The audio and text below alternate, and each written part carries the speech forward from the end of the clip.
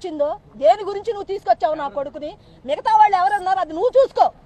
నాకు మాత్రం చట్టపరంగా న్యాయం కావాలి. నేను ఇంతకన్నా ఏం అడగట్లేదు.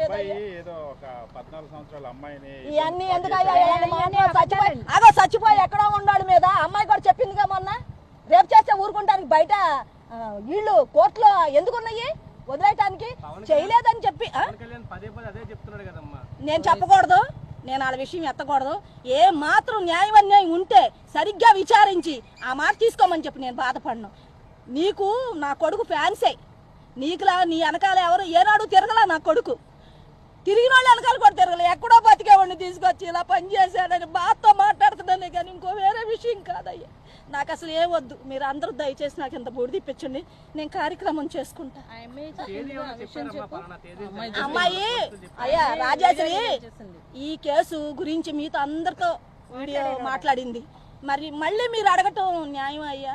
న్యాయమైనా చచ్చిపోయినోడు మిందలు కాదు, ఆ అమ్మాయి బతికుంది. అమ్మాయి ఆడియో ఇచ్చిన తర్వాత కూడా మర్నాడు మీటింగ్ లో పవన్ కళ్యాణ్ చేస్తాడయ్యా, ఎందుకు చేయడు? వాళ్ళ గురించి మేము చేయలేదు కదా, మేము ఓట్లేసి గెలిపించుకున్నాం కదా కాపులవి, అందుకని మాకు ఇలా చేశాడు. పోనీలే, న్యాయం నిజ నిర్ధారంగా తెలుస్తుంది, నిదానంగా తెలుస్తుంది ఎవరేంటని. ఆ తర్వాత పశ్చాత్తాపడిన బాధ ఇది ఉండదు. ప్రెస్ మీట్ లో ఇస్తారమ్మా, వాళ్ళకి చెల్లుతుంది, చేస్తారు.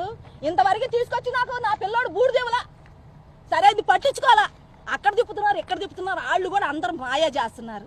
నేను ఎంతమంది ఎవరెన్ని మాయ చేసుకున్నాను, నా పిల్లోడు బూడి తిప్పించు, నేను కార్యక్రమం చేసుకుంటానయ్యా, నేను బతకలేకపోతున్నానయ్యా. నా కొడుకు రోజు నా మొక్క ముందు ఉంటున్నాడు, నేనేం చేయాలయ్యా? నాకు అసలు అర్థం కావట్లేదు.